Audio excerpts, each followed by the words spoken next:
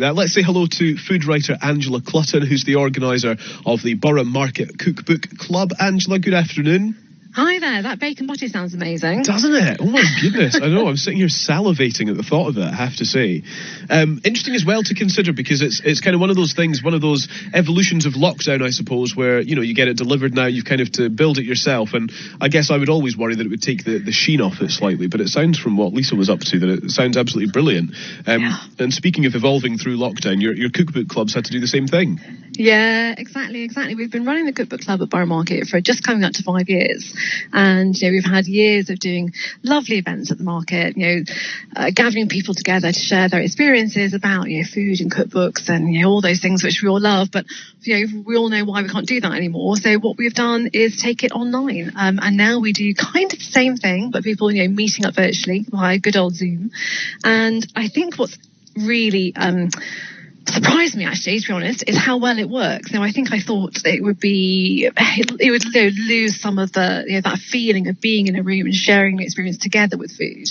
But I think what's really struck me is how much, even virtually, food still does what food does and connect people. You know, even if you're not actually in the same room sharing that, you know, the same food in front of you, when you're just talking about it and everyone's, you know, feeling that connection of having cooked from the same cookbook, you know, because that's what we do. We choose a cookbook, and that all the people who are taking part will have maybe cooked something from it, maybe read a little bit, and so we're all still sharing experience, and food, you know, food can still bring people together. That's quite amazing. Do you also have, even though it's on Zoom, do you also have people who kind of get a bit flappy and they fall behind the rest of the group when when you're trying to cook? yeah. Well, we do. Sometimes we do a cook along, so you know, people are cooking at the same time. But more often, people have maybe made it ahead of time, and so sometimes people are having it for their dinner that night. Or sometimes we did one last week, and a lady was talking about what she'd made, and her teenage sons were sitting in the dining room next door, like tucking into it. And so we kept going, "What do they think? What do they think?" And they're like, "Thumbs up from the boys." Yeah, I mean, if I was there, I would definitely be camera off, because the absolute war zone that my kitchen looks like after I've made anything, even if I made beans on toast, it's an absolute disaster area.